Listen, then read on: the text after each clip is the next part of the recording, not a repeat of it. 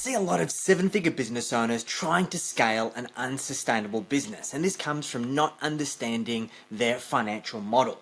There are a lot of people who talk about financial models, but very few who actually are able to articulate it in a way for small businesses to understand. So if you're running a seven-figure business or even an eight-figure business and you don't understand these numbers, then it means that you're shooting in the dark. Let me run you through a quick case study for an agency that we put together that shows you how they're actually able to produce a 25.8% profit margin year one of launching their business. So let me run you through it. Now, when we're creating a financial model, in order for us to come up with these numbers, like our total revenue, our total costs, our net profit, our margins, our average monthly revenue, our end clients, new clients acquired, churn, average team size, and the ending cash balance, we need to make a number of assumptions. And ultimately, this is about having a deep understanding of your current business. Now, we went through an exercise with a client who had already had an existing business, which was a coaching business, and were looking to launch a marketing agency solution. And they wanted to make sure that they got their model right from the get-go. So we went through a whole variety of metrics. We worked through what's their monthly retainer that they're charging? What's their upfront setup fee? What's the average amount of time that they expect a client to stay on board? And then what is our forecasted churn rate as a result? What is our variable costs, excluding marketing, so our cost of sales?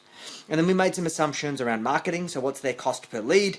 How much are they going to be spending in ad spend? What organic leads are they going to generate through referral partners or existing client referrals? Then what are their key conversion rates through their funnel? So their lead to meeting rate, their meeting to close rate, and then how much do they pay in sales commissions? We then went through and worked out what their benchmark is in terms of team salary of top line revenue. So they were targeting 40%. We went and then also worked out what the amount of hours are in the initial setup for a client, and then what the ongoing hours are per month to deliver to a client. And we then worked out what is the maximum capacity of a full-time employee on the assumption of about an 80% utilization rate. We then worked out the starting team size.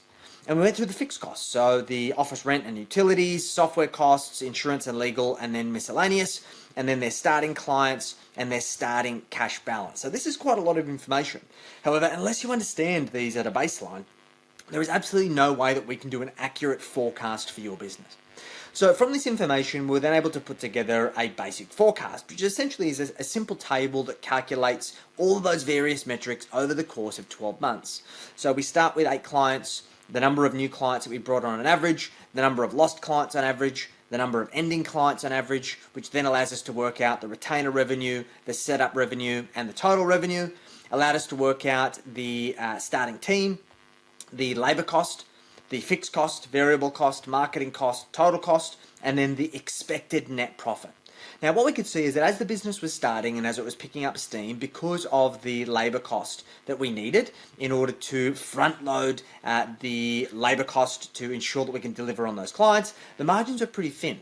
But as we started to optimize this model, we knew that we would get to a point of critical mass around about 9 months, which is essentially requiring us to get to just shy of about 27 clients, which would get us to a 31% margin. And if we could maintain that cost base, in turn, basically gradually increasing our labor cost, then we would be able to get the business to a 35.9% profit margin, or on $102,000 of revenue, almost $37,000 a month. What we're also able to work out is what was the cash position of the business likely to be. So we saw that the business was starting with about a 50 grand in cash. It was more so just as a float, just in case there was cash flow volatility.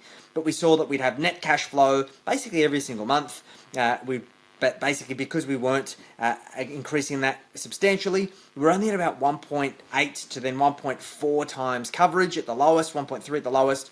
And then we started to pick up steam. As we started to increase those profit margins and we were able to increase our cash position, we were also able to create an increased runway. And our goal was to get the business to over 3 months of runway, which based on the level of scale would require us to have about $200,000 in cash. As we can see, this business accumulates $268,000 in cash over the course of that 12 months.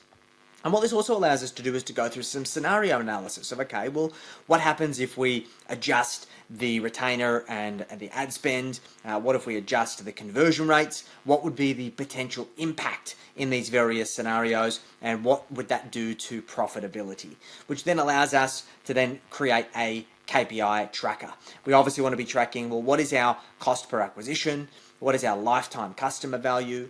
What is our LTV to CAC ratio? What's our churn rate? What's our average revenue per client? What's our gross profit margin, our operating profit margin? What's our break-even point in terms of the number of clients we need? What's the revenue per employee? And what's our cash conversion cycle? And then our team utilization, our average hours per client, the revenue per hour, and the lead conversion rate. And we can track these over time.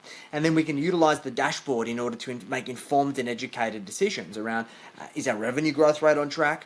Is our profit margin on track? Is our client retention on track? Is our cash flow runway on track? And is our team utilization on track?